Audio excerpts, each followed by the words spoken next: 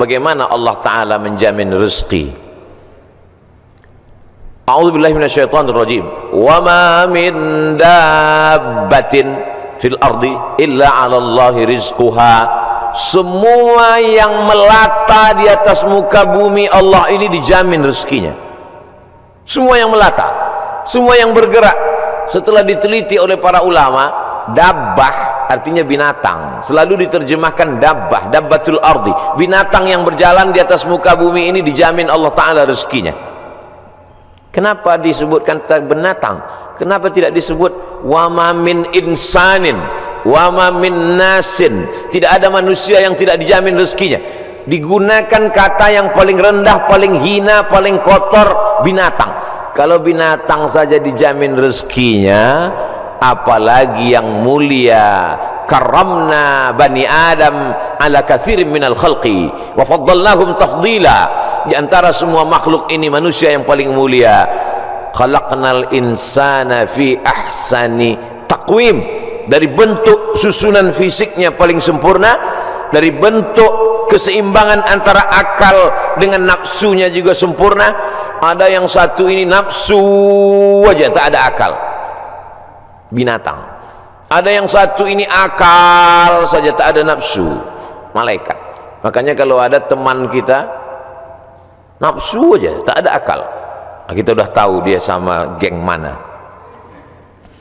Maka paling sempurna bentuknya, keseimbangannya manusia. Tapi Allah tidak sebutkan manusialah yang kujamin rezekinya, tidak. Allah sebutkan yang paling hina. Kalau binatang yang kotor tidak berakal saja dijamin Allah rezekinya, apalagi manusia. Maka ada ungkapan pepatah orang Melayu, rezeki musang tidak akan dihabiskan harimau. Rezeki musang tak akan pindah ke mulut harimau. Secara fisik harimau lebih besar, secara fisik harimau lebih buas, lebih gagah, lebih tajam taringnya, raja hutan, raja rimba. Musang biasa saja. Bahkan ada musang yang paling keren ya kopi luwak, karena itulah makanan dia. Tapi rezeki musang tidak akan mungkin dihabiskan harimau. Kalaulah gara-gara harimau musang itu tidak makan, maka sudah lamalah musang itu punah dan musnah, tidak ada lagi di permukaan bumi. Tapi sampai hari ini musang masih tetap ada dan harimau pun tetap ada. Begitu Allah Subhanahu wa Ta'ala mencari, menyediakan rezekinya. Binatang yang melata, melatanya tidak pula di atas tanah, justru dia unik. Kalau binatang yang lain kakinya di atas tanah, kepalanya, dia justru terbalik, justru kaki dia yang ke atas, dia yang ke bawah. Bukan Spiderman, cicak. Makanannya pun luar biasa. Yang dia makan tidak melata tapi yang terbang, nyamuk, bisa juga dia makan. Jadi kalau ada orang dikasih Allah Ta'ala tangan, kaki, kudrat, iradat, kemauan, kehendak, dikasih Allah Ta'ala akal sehat, badan sehat, segar bugar, tapi cemas dengan rezekinya, dia mestinya malu dengan cicak. Kemudian bagaimana Allah Subhanahu wa Ta'ala membagi rezeki itu? Lau tawakkaltum 'alallah haqqa tawakkulih. Kalau kamu bertawakal kepada Allah sebenar-benar tawakal, la razaqakum kama ruziqat thair. Kamu diberi Allah rezeki sebagaimana seekor burung mendapatkan rezeki. Bagaimana seekor burung mendapatkan rezeki? Taghdu khimasan wa taruhu bitanan. Terbang keluar sarang pada waktu pagi dalam keadaan perut kosong dan pulang dalam keadaan perut kenyang. Sampai hari ini belum ada burung yang tidak mau terbang karena khawatir dapat rezeki atau tidak. Burung merpati terbang tinggi, tahu dia di mana letak sarangnya dan pulang dia dalam keadaan perut kenyang. Padahal yang diberikan Allah kepada dia cuma dua, paruh dengan cakar kakinya. Dengan dua itu bisa dia makan. Uniknya burung-burung ini adalah makanannya berada di dalam air, dia di atas udara, lalu kemudian dia hanya sebentar saja memantau, masuk dia ke dalam dan bisa diangkat kembali. Kalau tidak percaya pada isi ceramah saya ini, sering-sering nonton film yang isinya binatang aja, tentang flora dan fauna, tentang hewan, tentang burung. Aneh dan uniknya, yang menyuruh kita untuk mempelajari binatang hewan ini adalah Allah SWT. Tapi yang mempertontonkan kita, kameramennya sampai berbulan-bulan di dalam hutan untuk menampilkan, hanya memperlihatkan seekor burung bisa menangkap seekor ikan, untuk memperlihatkan bagaimana Allah membagi rezeki kepada kita. Sesungguhnya di balik konten yang luar biasa ada kameramen yang sangat tersiksa. Jadi besar sekali jasa kameramen. Jadi nanti kalau beberapa hari ini akan keluar gambar Abdul Somad ceramah di Masjid Sunda Kelapa sedang begini-begini, itu kameramen yang luar biasa. Ini kameramen insyaallah masuk surga sama kamera-kameranya sekalian. Saudara yang dimuliakan, cuman kameramen kalau bisa matanya harus seimbang, jadi jangan selamanya begini, jadi sekali-sekali begini, sekali-sekali. Saya khawatir nanti setelah tua matanya begini. Selalu ada keseimbangan. Saudara yang dimuliakan Allah SWT, kamera itu pun juga adalah rezeki. Kenapa? Yuntafa'u bihi. Kapan kamera menjadi rezeki? Ketika dia bermanfaat. Kalau kamera hanya untuk mengambil gambar orang yang membuka aurat, maka itu bukan kamera rezeki, itu namanya kamera Sony, itu namanya kamera laknat, itu namanya kamera yang mendatangkan, bukan pada mereknya, bukan pada kameramennya, tapi apakah dia mendatangkan manfaat atau tidak. Begitu Allah SWT memberikan rezeki. Suatu ketika ada salah seorang dari wali-wali Allah, setelah mendengar ceramah Ustadz bagaimana perjalanan Ustadz berdakwah, bagaimana perjuangan Ustadz, saya menganggap Ustadz salah seorang dari wali-wali Allah. Kata jamaah, mendengar itu saya, ente kok tahu? Saya ini wali murid. Kaedah kewalian, la ya'riful wali illal wali. Yang tahu bahwa itu wali adalah wali juga. Jadi kalau ada orang mengatakan, menurut saya Kiai Anu itu wali, berarti dia wali. Lalu siapa yang tahu bahwa dia wali? Kamu mengatakan Kiai itu wali? Iya. Terus yang ngangkat kamu jadi wali siapa? Saya sendiri, kata dia. Ini namanya buceri, bule ngecat rambut sendiri. Karena dia klaim saja ada seorang wali Allah. Seorang wali Allah ini berjalan, dalam perjalanan panjangnya dia melihat ada seorang wali Allah juga yang duduk di gurun pasir hanya berzikir. Lalu wali yang berjalan bertanya kepada wali yang duduk, kamu kenapa duduk dari tadi tidak cari rezeki? Kata wali yang duduk, apa kau tidak tahu firman Allah, wa ma min dabbatin fil ardi illa 'ala Allahi rizquha. Semua makhluk yang melata di atas muka bumi Allah, rezekinya sudah dijamin Allah. Percaya kau pada ayat ini? Percaya, aku wali Allah. Kalau percaya kepada ayat bahwa rezeki dijamin Allah, untuk apa lagi kita cari rezeki? Kalau kau tidak percaya bahwa rezeki dijamin Allah, lihatlah di atas pohon kurma itu ada seekor burung. Sejak telurnya menetas, sayapnya patah. Sayapnya patah, dia tidak bisa terbang, tapi dia tetap menjadi burung yang besar di atas pohon kurma. Kenapa? Kita lihat nanti. Tak lama terlihat datang burung lain membawakan makanan. Datang burung membawakan cacing, datang burung membawakan ikan. Naik ke atas pohon kurma yang di atasnya ada seekor burung yang patah sayap. Begitulah kalau Allah berkehendak, rezekinya dijamin Allah, dia tidak perlu terbang. Datang burung lain membawakan. Burung yang datang ini bukan ojek online. Burung lain datang membawakan tanpa perintah manusia. Allah memerintahkan hatinya. Oh, begitu. Iya. Lalu apa kata wali Allah yang berdiri kepada wali Allah yang duduk? Kenapa kau tidak amalkan sunnah al-yadul ulya khairum minal yadis sufla? Kenapa engkau tidak memilih menjadi burung yang mendatangkan cacing dan ikan? Kenapa justru memilih menjadi burung yang duduk menunggu makanan datang?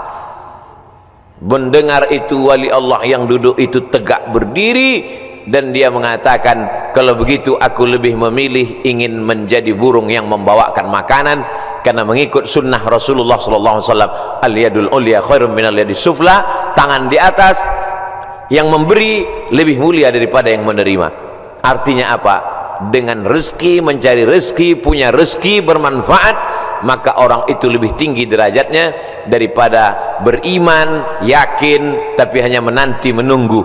Makanya dalam Islam diajarkan al-mu'minul qawiyyu, seorang mukmin yang kuat, kuat fisiknya, kuat otaknya, kuat ilmunya, kuat finansialnya, kuat duitnya, khairun, dia lebih baik di hadapan Allah, wa ahabbu ilallah, lebih dicintai Allah, minal mu'minid dha'if, daripada mukmin yang lemah.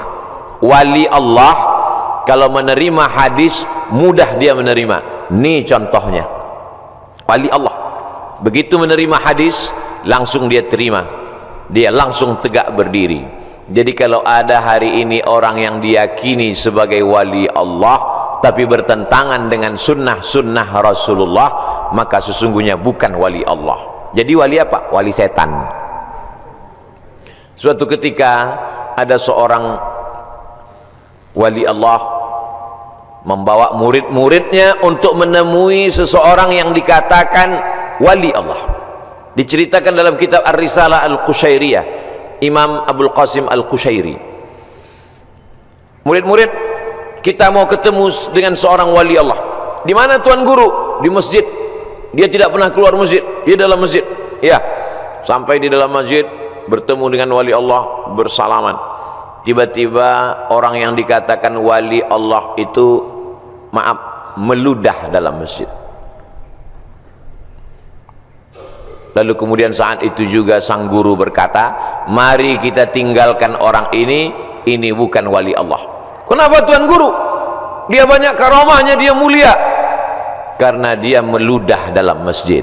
Perbuatannya bertentangan dengan syariat, bertentangan dengan sunnah Rasulullah SAW. Karena bumi yang paling mulia adalah masjid, meludah dalam masjid adalah menghinakan masjid, maka perbuatannya sudah menjatuhkan kedudukan dirinya di hadapan Allah karena bertentangan dengan sunnah Rasulullah SAW. Jadi mudah saja standar hidup ini, ikuti saja sesuai dengan ketentuan yang dibawa oleh syariat Nabi Muhammad SAW, termasuk dalam hal mencari rezeki ini.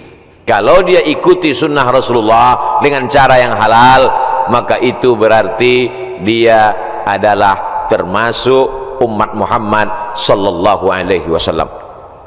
Dia kaya Pak Ustadz, mobilnya mewah, mahal, rumahnya megah, hebat, tapi tidak pernah keluar rumah cari rezeki. Jangan-jangan punya babi ngepet, jangan-jangan tuyulnya 3 kontainer. Nahnu nahkumu bizawahir, kita menghukum orang itu dengan melihat zahirnya. Yang tahu batinnya hanya Allah Subhanahu wa taala. Wallahu yatawallas sarair. Ini pembahasan tentang rezeki. Lalu kemudian hubungannya dengan pandemi. Pandemi artinya wabah penyakit yang menyerang serentak pada satu masa di beberapa negeri. Itu arti pandemi menurut Kamus Besar Bahasa Indonesia. Jangan pandemi kata orang, pandemi juga kata kita. Pas ditanya orang apa itu pandemi, ya masih sejenis demi-demi juga lah. Bahasa Arabnya wabah. Maka doa ulama, Allahumma dafa'anal wabah, angkatlah wabah. Bahasa Arabnya wabah, sampai ke Indonesia ujungnya hamzah berubah jadi ha, wabah. Banyak sekali kata-kata serapan bahasa Arab begitu sampai ke kita berubah. Wabah jadi wabah. Zahir lawannya batin. Telapak tangan ini batin, ini zahir. Kenapa ini disebut batin? Karena tertutup. Kenapa ini disebut zahir? Karena terlihat. Oh kalau begitu ini bisa juga disebut batin tertutup Pak Ustaz? Enggak, karena yang bisa tertutup cuman ini. Siapa yang bisa menutup ke sini? Enggak bisa. Maka ini disebut batin. Zahiruha wa batinuha, zahir dan batin. Sampai ke Indonesia berubah. Mohon maaf, lahir dan batin. Tidak apa-apa. kita teruskan saja kekeliruan itu karena sudah menjadi umum. Ada nama kamus bahasa Arab khotok sya'i, khotok salah, sya'i tapi populer. Ternyata kalau salah tapi populer, diteruskan saja kesalahan itu. Nah, kembali kepada pandemi, wabah. Wabah ini bukan sesuatu yang baru. Ada kota namanya Yathrib. Yathrib itu artinya kota yang banyak wabah penyakit. Nabi selalu merubah nama yang tidak baik kepada nama yang baik. Kamu mau kemana? Saya mau ke kampung wabah. Namanya saja sudah membuat kita memberikan efek negatif. Nama Abdul Somad, tempat tanggal lahir wabah COVID-19, maka memberikan efek yang tidak baik. Maka Nabi merubah nama yang tidak baik. Yathrib dirubah Nabi namanya menjadi Al-Madinah Al-Munawwarah, kota peradaban yang terang benderang. Kenapa terang benderang? Ketika Nabi datang ke sana, maka terang benderanglah hati mereka, terang benderang pikiran mereka, terang benderang kota Madinah. Mereka sambut dengan Tola'al Badru alaina. Badru artinya bulan purnama yang terang benderang. Kalau bulan itu bulat, namanya Badar. Kalau bulannya masih sabit, namanya hilal. Yang selalu dicari-cari orang, hilal. Hati-hati kalau ibu punya suami hilal. Saudaraku yang dimuliakan Allah Subhanahu wa taala. Maka pandemi, wabah menyebar sudah terjadi sejak lama. Makanya dalam hadis dikatakan al-mat'unu syahid. Orang yang meninggal karena wabah ta'un, wabah penyakit, pandemi, maka dia mati syahid. Saudara kita, sahabat kita, kawan kita, tetangga kita, satu sekolah dengan kita meninggal dunia, berikan kabar gembira kepada istrinya. Kalau suaminya meninggal, sabar pak, dia meninggal sebagai seorang syahid. Wala taqulu liman yuqtalu fi sabilillahi amwat. Jangan kau katakan orang yang mati syahid itu mati, bal ahya, mereka hidup. Tapi mereka meninggalnya ketika mau Idul Fitri, Pak Ustadz, bajunya sudah dibeli. Ada yang lebih sayang kepada dia daripada kita. Kita tidak tahu entah apa amal dia sehingga Allah memilih dia untuk berhari raya bersama para malaikat, bersama Allah Subhanahu wa taala. Maka mendengar cerita kita itu lapang dadanya. Kata-kata kita mestilah menjadi setawar sedingin, menawarkan hati yang luka, mendinginkan hati yang panas dari ucapan kata-kata yang menyejukkan. Kalau kita tidak bisa menenangkan orang dengan materi, maka tenangkanlah dengan kata-kata. Rezeki di masa pandemi berkurang. Berapa banyak pegawai, pekerja perusahaan yang di PHK, dirumahkan, kolaps perusahaan, bisnis. Bahkan ada seorang bisnismen yang cerita ke saya, Ustadz Somad, semua bisnis buatan manusia hancur roboh diterjang badai pandemi COVID-19. Yang bisa bertahan adalah yang buatan Allah Subhanahu wa taala. Tanaman kelapa sawit, harga karet, kelapa bertahan. Bisnis yang diciptakan, dibuat manusia, dikreasikan manusia, tumbang Pak Ustaz. Tapi orang beriman tidak pernah berputus asa. Kenapa? Karena dia melihat, memandang itu sebagai hakikat yang datang dari Allah Subhanahu wa taala. Dia berpikir cerdas. Dulu ketika rezeki saya lancar, bisnis saya sampai tidak sempat ke masjid Ustaz, sampai tidak sempat ikut pengajian. Alhamdulillah, dengan adanya pandemi ini kami masih bisa menyekolahkan anak, masih bisa makan, mungkin rezeki berkurang, tapi saya lebih sering ngaji Pak Ustaz. Oh, jadi kamu sering pengajian? Iya, tapi wajah kamu nggak pernah terlihat. Saya pakai masker Pak Ustaz. Kamu sering ikut kajian saya? Ikut Pak Ustaz, tapi saya nggak pernah ngelihat kamu. Saya jamaah online Pak Ustaz. Insya Allah yang ikut pengajian online, surganya tetap offline. Jadi jangan khawatir. Ini ada juga ustaz-ustaz yang menakut-nakuti jamaah, yang selama ini hanya online saja, surganya pun online. Untung jamaahnya kurang cerdas. Kalau jamaahnya cerdas, mana ada surga online? Surga online itu surga bid'ah. Saudara yang dimuliakan Allah Subhanahu wa taala, jadi ketika kita melihat sesuatu itu dengan perenungan, maka sesungguhnya ada hikmah yang luar biasa di balik apa yang diberikan Allah. Asa an takrahu syai'an, boleh jadi kau benci sesuatu, fa huwa khairul lakum, tapi di balik kebencian kamu itu ada manfaat hikmah yang luar biasa. Asa an takrahu syai'an, boleh jadi kamu tidak suka pada sesuatu, wa yaj'alallahu fihi khairan katsira, dijadikan Allah di balik itu semua ada kebaikan-kebaikan. Tapi kadang kita susah untuk berpikir cerdas, cermat, jernih di tengah hiruk pikuk suara orang banyak. Gimana kata kalau kita mau berpikir saat di tangan kita dua handphone, yang satu IG, yang satu Instagram? Gimana kita mau berpikir jernih di saat kita sedang di tengah orang yang pikirannya berkecamuk? Maka bangunlah di tengah malam, seperti jamaah yang dikatakan protokol tadi, yang datang jam 3 malam ke masjid. Kalau dia sampai ke masjid jam 3, tentu bangunnya jam 2. Yang sholat subuh jam 7.30, nggak tahu bangunnya jam berapa. Dia datang ke masjid, tentu dia bangun, habis itu dia mandi, terapi mandi segar, menyegarkan tubuhnya, menyegarkan pikirannya, bersih, gosok gigi, suci, menghadap Allah SWT, sholat sunat wudhu 2 rakaat, sholat sunat taubat, sholat sunat tahajud, sholat sunat hajat, sholat sunat witir, berzikir, menjelang azan berkumandang ke masjid. Jernih pikirannya melihat ini. Kalaulah orang rezekinya seret, rezekinya mampat, lalu kemudian dia alihkan konsentrasinya untuk melepaskan sejarah kerisauannya dengan narkoba, dengan khamar, dengan pergaulan bebas, sesungguhnya dia hanya sedang mengalihkan satu masalah, masalah kecil sedang dia alihkan kepada masalah yang besar. Gimana ibu? Bisnisnya sejak Covid ini makin turun atau makin? Alhamdulillah Pak Ustaz, alhamdulillah ada Covid. Alhamdulillah pula dia bilang ada Covid. Kenapa? Selama ini saya kalau mau buka usaha mesti sewa ruko, mesti sewa tempat.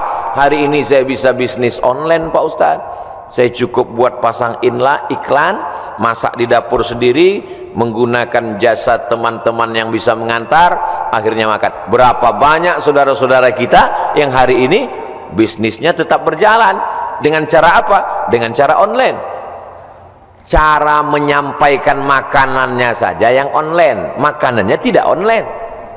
Bukan berarti makanan itu digambar lalu dikirim, makanannya tetap diantarkan dan berjalan. Kenapa? Karena ketika kita duduk dengan tenang, maka akan ada ide-ide yang diberikan Allah Subhanahu wa taala. Yang menenangkan hati itu siapa? Allah. Huwallazi anzala sakinata. Allah taala yang menurunkan ketenangan fi qulubil mu'minin, ke dalam hati orang beriman. Tapi tidak semua bisa begini. Apotik jual obat, minyak kayu putih, haba sauda, madu, justru di musim-musim ini peningkatannya luar biasa. Kenapa? Karena orang takut. Kalau orang takut, dia cemas, dia ngeri, dia suka minum herbal, lalu kemudian dia dengarkan hadis yang disampaikan Ustaz, habbatus sauda syifaun min kulli da'. Habba sauda, jintan hitam Arab, obat dari segala macam penyakit. Yang tidak bisa diobatinya hanya tua dan mati saja. Yang lain daripada itu bisa diobatinya. Alaikum bisyifa'aini, hendaklah kamu berobat dengan 2 penyembuh, al-asal, madu, wal Qur'an. Wa nunazzilu minal Qur'ani ma huwa syifa'. Kami turun Al-Quran itu sebagai obat, sebagai penyembuh, sebagai penawar. Maka diamalkan mereka ruqyah, habba sauda, herbal, madu, jintan, qastul hindi, maka luar biasa. Tapi saya tidak bisa berpindah dari bisnis ini ke sini Pak Ustaz. Loh, yang mengatakan engkau tidak bisa bisnis dari pakaian ke herbal itu siapa? Kita sendirilah yang mengkerangkeng pemikiran kita. Kita yang membuat aturan, kita yang membuat diri kita terjebak.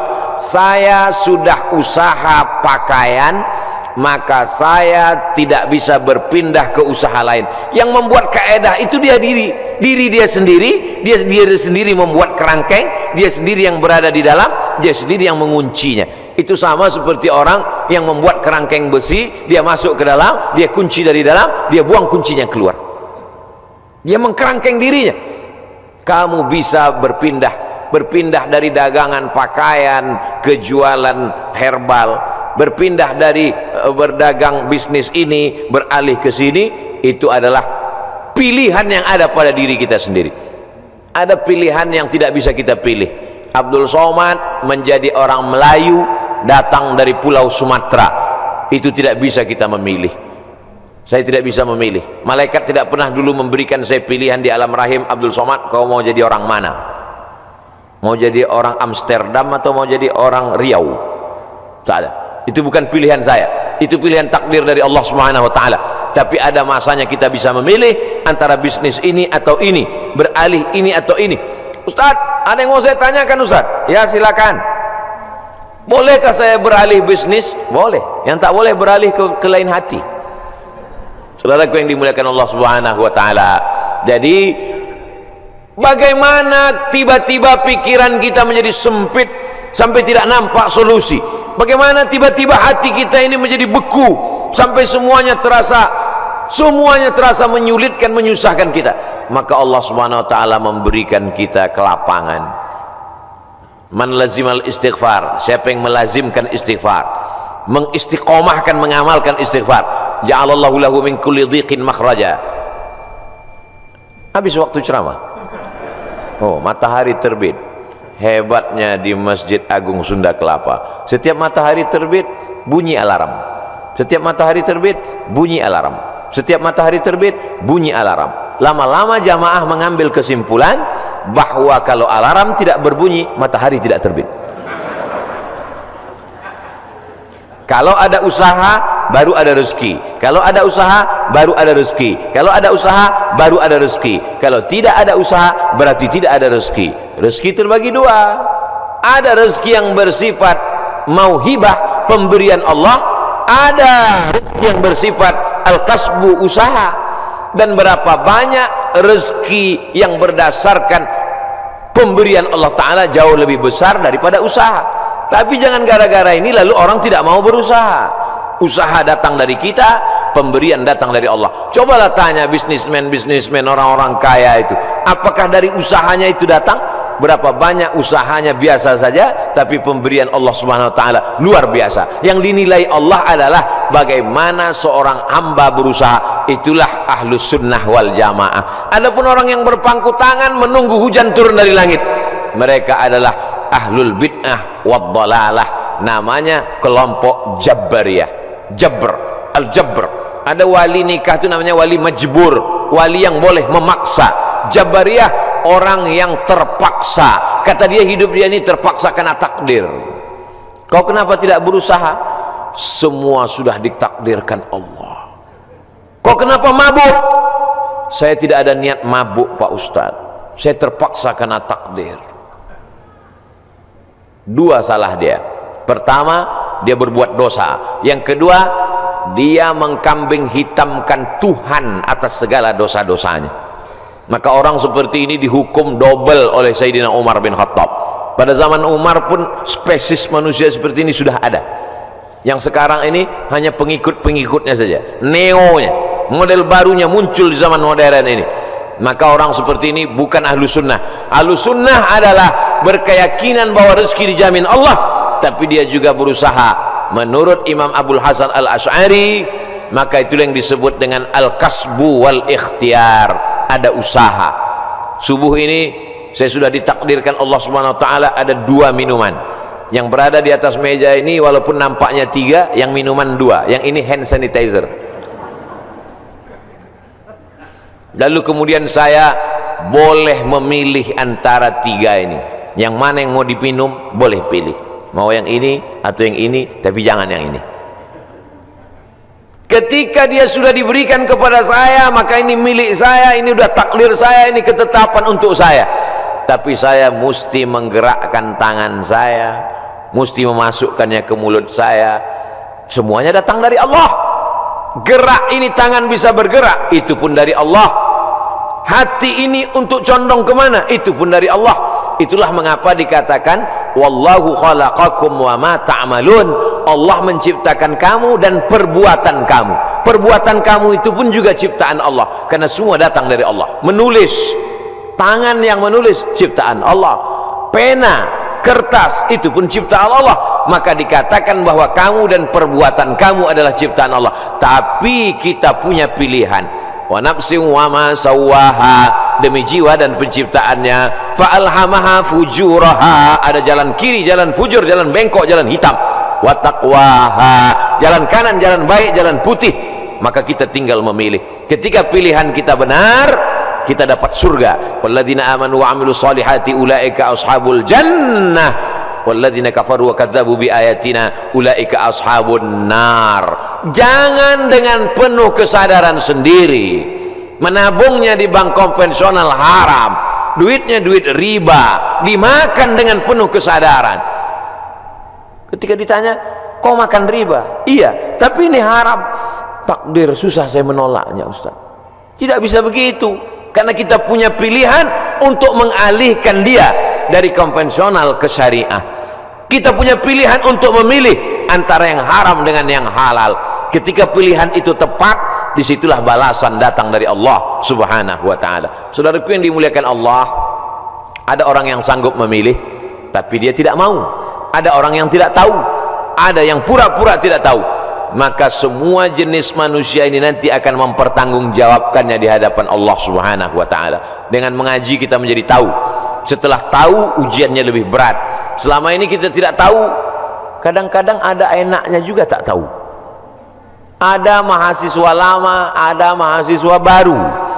Mahasiswa lama dengan mahasiswa baru duduk di tempat yang sama, mau daftar ulang di awal tahun ajaran. Tiba-tiba turun seseorang lewat, mahasiswa lama lari pontang-panting, mahasiswa baru nyantai sambil duduk merokok, ngelihat cuek aja. Memangnya yang lewat itu siapa? Rektor. Kenapa mahasiswa lama lari pontang-panting? Dia kenal, dia tahu. Kenapa mahasiswa baru cuek saja seperti tak ada masalah? Karena tidak tahu.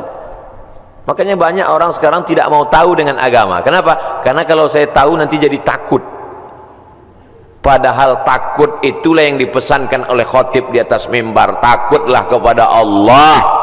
Itulah yang kita tanamkan selama Ramadan 30 hari, 30 malam, malamnya qiyam, siangnya siam. Akhir daripada target puasa itu adalah la'allakum tattaqun, takut. Salat, tegak, ruku, sujud, subuh, zuhur, asar, maghrib, isya, tahajud, witir, doa, qabliyah, ba'diyah. Apa yang ingin dicapai? Inna salata tanha 'anil fahsya wal munkar. Kajian subuh, kajian kita ini, apa target visi misi dari kajian ini? Kajian ini supaya takut kepada Allah, jangan sampai makan haram, jangan gara-gara pandemi ini lalu kita kemudian berubah keyakinan. Makanya pesan Nabi, qul amantu billah, berilah aku pesan ya Rasulullah. Kalau sudah aku terima pesan yang singkat padat ini, aku tidak akan bertanya lagi kepada siapapun. Katanya, amantu billah, katakan aku beriman kepada Allah. Tsumma istaqim, istiqamah. Istiqamah sebelum pandemi, istiqamah berusaha dengan rezeki yang halal. Setelah pandemi pun juga istiqamah. Mudah-mudahan kajian ini membuat kita tetap istiqamah, tetap kuat iman dan Islam. Kita sampaikan kepada sahabat jamaah semuanya bagaimana menghadapi pandemi tetap dengan rezeki yang halal. Mudah-mudahan kita selalu dalam ridho Allah subhanahu wa ta'ala. Kesimpulannya, sahabat sekalian, rezeki itu bukan hanya soal uang, pekerjaan, atau harta yang tampak oleh mata. Rezeki jauh lebih luas dari itu. Apapun yang Allah titipkan kepada kita, kesehatan yang membuat kita bisa bergerak, keluarga yang membuat hidup hangat, waktu lapang untuk beribadah, bahkan ketenangan hati, semuanya adalah bagian dari rezeki. Dan setiap orang sudah ditetapkan jatahnya oleh Allah, tidak tertukar, tidak akan salah alamat. Karena itu tugas kita bukan mencari sebanyak-banyaknya dengan segala cara, tetapi mencari yang halal, yang bersih dari maksiat, serta menguatkan ikhtiar sambil tetap yakin bahwa hasil akhirnya berada di tangan Allah. Allah memerintahkan kita bekerja, bukan memastikan hasil. Hasil adalah urusannya. Ikhtiar adalah urusan kita. Rezeki juga tidak selalu datang dalam bentuk yang kita harapkan. Terkadang kita merasa kekurangan, padahal Allah sedang memberikan kita kesempatan untuk lebih sabar. Terkadang kita merasa lebih, maka itu adalah ujian agar kita tidak sombong. Baik susah maupun senang, keduanya adalah bentuk rezeki. Dan jangan lupa, ada amalan-amalan pembuka rezeki yang sering dilupakan. Sedekah dengan ikhlas, karena harta yang kita keluarkan justru akan kembali dalam bentuk keberkahan. Berbakti kepada orang tua, sebab ridha mereka sangat besar pengaruhnya dalam kelapangan hidup. Menjaga ibadah, menjaga lisan, dan menjauhi maksiat, karena rezeki akan sulit masuk ke hati dan hidup yang penuh dosa. Bersyukur, sebab siapa yang bersyukur akan ditambah nikmatnya tanpa batas. Pada akhirnya, rezeki yang paling besar bukanlah yang paling banyak, tetapi yang paling berkah, rezeki yang membuat hati tenang, ibadah mudah, keluarga rukun, dan hidup penuh ridha Allah. Itulah rezeki yang sebenarnya. Maka mari kita terus memperbaiki diri, memperbaiki usaha, memperbaiki hubungan dengan sesama, dan memperbaiki hubungan dengan Allah, karena ketika kita mendekat kepadanya, rezeki akan mendekat kepada kita, lebih dari yang kita duga, dan datang dari arah yang tidak pernah kita sangka. Semoga Allah melapangkan rezeki kita semua, meneguhkan hati kita dalam tauhid, dan memberikan keberkahan dalam setiap langkah hidup kita. Amin.